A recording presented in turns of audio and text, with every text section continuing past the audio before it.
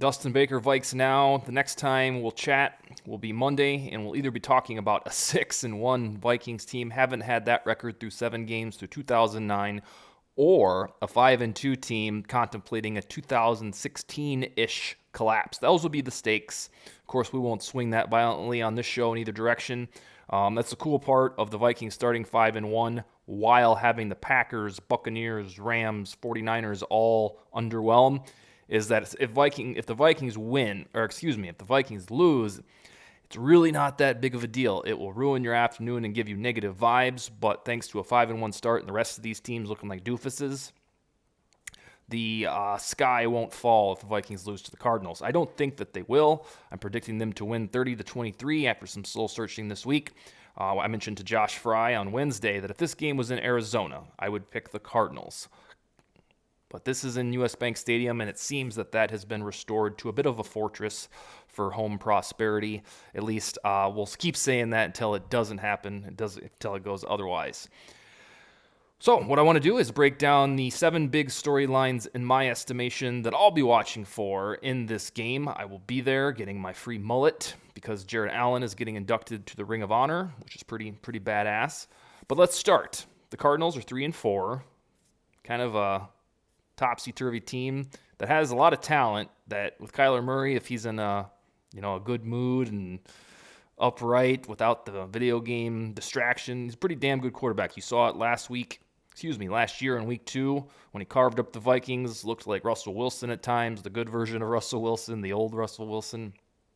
But they're confounding because they're 3-4 and they are treading water because they will join those other teams, the Packers, 49ers, Buccaneers, and Rams. If they lose, they'll be down to 3-5. I guess the Rams aren't quite that bad yet. They're at 3-3. But whoever wins Rams and 49ers is going to go into panic mode. I digress. The first one, big storyline that I am watching for is this potential exorcism of post-bye week demons. You, as a Viking fan, me, same category, we don't really like the bye week because after the bye week, we're like, oh, what type of shit are we going to see this week? Why do we feel that way? Well, in the last decade, since 2010, the Vikings are 3-9 in games immediately after the bye week. It's kind of weird because other franchises, when you have a bye week, you get excited and you're like, sweet, you get to rest up, healthy injury report, get to game plan for 2 weeks for the next opponent. Other franchise fan bases enjoy it. They're like, let's do this. But we've seen too much. We know the Vikings usually lose by the numbers after the bye week. And really, it wasn't just a Zimmer problem. We usually skewered him for it. But under Zimmer, they were 3-5. But they also, before Zimmer in 2010, 2011, 2012, 2013, they lost after the bye week. So if you have reservations about what team you're going to see, those are real. Those are vindicated because in the last 12 matchups, the Vikings have lost 9 times in the game immediately after the bye. So why is this a storyline? Well, we want to see if Kevin O'Connell changes the narrative. He kind of has already. There's a lot of good voodoo with this team, especially at 5-1. When Will Lutz missed that 61-yard field goal to send the game to overtime, it felt like some demons had been reversed a little bit. And just winning all these close games in general, when in the last 2 seasons under Zimmer, we'd usually find a way to lose these squeakers. But in that spirit of change, a new regime, you want to know if somebody grabbed him by the shoulder and said, hey, this team sucks after the bye week. Can you fix it? And he's like, sure, I can do that. It's pretty simple stuff. Does that come to fruition on Sunday against the Cardinals? The Vikings are 3.5-point favorites in the matchup. Number 2, storyline, and I've said this almost every week for 2 or 3 weeks, Kirk Cousins is overdue to get back to his usual resume. Here's what's happening. Cousins is being, for his purposes, pedestrian. He's coming on in the fourth quarter, 3 game-winning drives or whatever the stat is, and he's doing his part in getting the team to 5-1. But what we know about Cousins, having studied him for 4-point-something seasons now, is that usually he's a lot more dynamic, prolific, slinging the thing, tabulating touchdowns while accruing few interceptions. That just hasn't happened right yet. And statistically, November is his best month. He's never had a poor November, and in fact, he ranks in the top 2 of the NFL. I think Drew Brees is the only one that outdoes him in passer rating in the month of November since Cousins became a full-time starter. So, based on the way that Cousins usually conducts business, we are sitting on a string here of 3 touchdown performances. They got to happen sometime, because otherwise it would be really, really weird that the Vikings hired a head coach with ties to Cousins, offense-first philosophy, wants to throw the ball over the stadium, and then Cousins just doesn't have a great season statistically. That doesn't make sense. So if you believe in the math and law of averages when it comes to sports or life in general, Cousins is overdue. So I expect him, if it's not this game, it's gotta start after that. Maybe he's saving it for the Washington game when he goes home for the first time to play the Commanders. But Cousins is overdue. One of these games, he's gonna have 3 touchdown passes, 320 yards. We're gonna be like, there's Kirk Cousins. That's what we've been waiting for, baby. Perhaps that is against the Cardinals. The next one is the other overdue stuff. I tweeted this morning. Adam Thielen has not had 100 yards receiving in a game since the Carolina Panthers game in Week 6 last year, and that was when KJ Osborne walked off the Panthers in overtime with that snarl thing that he did. It's a long drought for Thielen. He hasn't had that 100-yard plateau in almost, now it is a year, and that's quite wild. The same thing for Dalvin Cook. He hasn't gone over 100 yards rushing since that Steelers game on Thursday night at US Bank Stadium in Week 14 of 2021. That was the game where they got out to the 27-0 lead or whatever it was, and then the Steelers just came walking right back into the bastard, and they almost lost that game. But that was the last time Dalvin has gone over 100 yards rushing. He's had 100 yards from scrimmage this year, which is fine and dandy, but just like Thielen, you can't reconcile in your brain that you'd hire an offense-first head coach and then 3 of the guys, Dalvin, Thielen, and Cousins, just have, pedestrian statistics. I know I put a lot in statistics. I shouldn't if they're 5-1, but I'm telling you, for the way that these guys usually perform, it should be coming here pretty soon. And then finally, Jefferson hasn't scored a receiving touchdown since Week 1.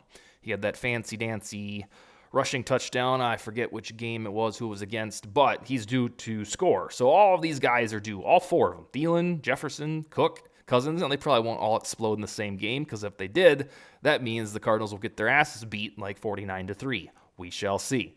But folks are overdue on offense in this Kevin O'Connell system based on how they usually do business, the players respectively.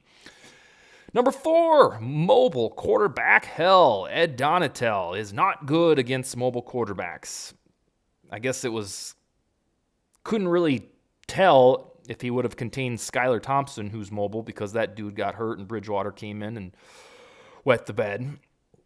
But historically, that's one of Ed Donatel's supreme weaknesses, is containing mobile quarterbacks. And yay, the Vikings as a franchise have that same problem. A match made in hell. But that's exactly what Kyler Murray is. I think probably next to Justin Fields. I don't even know if Lamar Jackson is faster than Kyler Murray. Kyler Murray is one of the fastest quarterbacks that's ever played the sport. And he's going to do his damage against this Vikings defense, just whether or not it's bend but don't break. So the statistic from last year, I believe Josh Fry dug it up, is that the Broncos were 1-5 against mobile quarterbacks, and then against the rest, non-mobile dudes, had a pretty decent record. Well, we got to see if this internal quest to get better on defense also applies to mobile quarterbacks like Kyler Murray.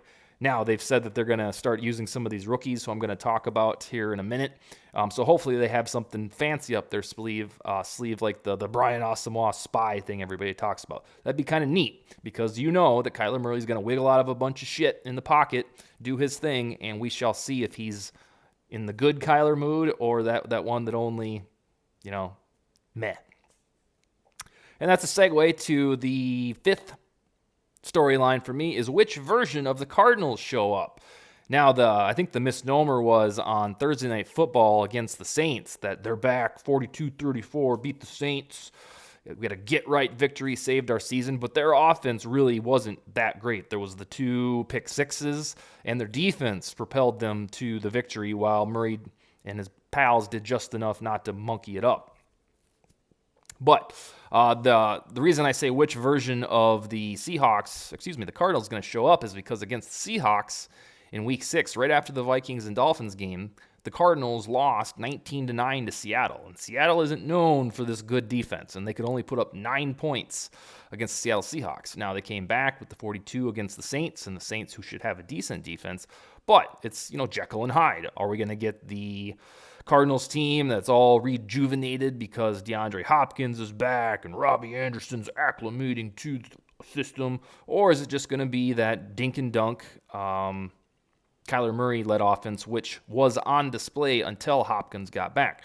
One of their dirty little secrets statistically is that the Cardinals average 5.4 yards per passing attempt, and that is 32nd in the NFL in terms of, distance when you're, gaining yards after a pass attempt. So before Hopkins came back, Murray liked to keep it underneath, and we'll see if that, bites the Vikings at all. The last two are kind of in the same vein, but I will address them separately. It's Andrew Booth. Dude hurt his quad in the first game of his life on special teams against the Packers. We haven't seen him since. This defense is one that could stand to have depth and production from other cornerbacks because, I hate to report it, but at some point, Cameron Dantzler, Patrick Peterson, or Channon Sullivan, they're going to get hurt. It's usually the way of it for defensive backs. And when that happens, not if, when that happens, we're going to look around, we're going to be like, oh, Chris Boyd, huh? Caleb Evans, maybe he'll show some juice. But you shouldn't have that huge, hopefully this guy is good for Booth. Why? Because they found him in the second round. And he was a first-round talent that only sunk to round 2 because of injury history, which we're living and breathing at the moment. However, right now, we haven't even seen him. And don't even play him on defense. I think after the bye week, fully healed, you don't have a, upper echelon secondary.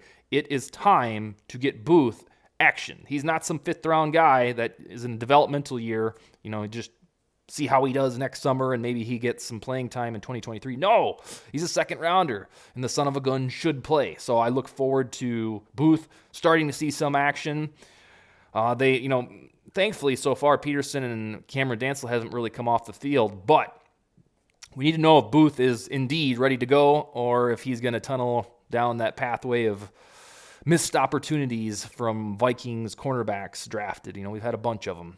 And then finally, that same speech, but to Brian Asamoah. Ed Donatel said this week that Asamoah's role is expanding. So unless he's bullshitting, you're going to see more Asamoah. When I talked about Booth, that was like a hopefully we get to see him start to mature on the fly. With Asamoah, they're telling us this linebacker is coming to a TV screen near you.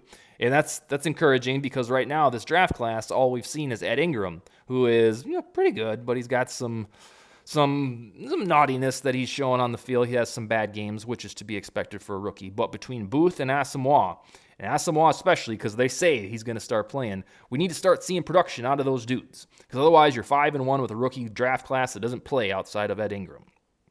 So I'll run them down before I leave you guys for the week.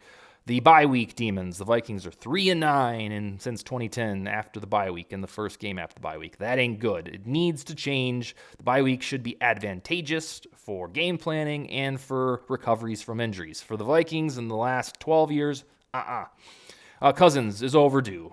I will keep saying it until we get to December, and if Kirk Vember never showed up, then I will be, look like a dumbass. Other overdue stuff. Thielen, he's due for 100 yards. Dalvin Cook's due for 100 yards on the ground. Justin Jefferson's due for a receiving touchdown. All of these things mathematically should be happening soon. Mobile quarterback, Kyler Murray. He's probably going to chew up the Vikings defense. Let's see if it is enough to, make Sunday a sour occasion. Let's hope not. Which version of Cardinals do we get? There was a rendition of them that lost to the Seahawks while scoring just 9 points not long ago. They bounced back. Scored a lot of points against the Saints. We'll see which one the Vikings experience on Sunday, with somewhere in between or one of those extremes. And then Andrew Booth and Brian Asamoah, rookies from the 2022 draft class, need playing time, damn it. That's all I got. I'll be back on Monday to report what the hell we saw and what I thought, and go from there. Skol, baby.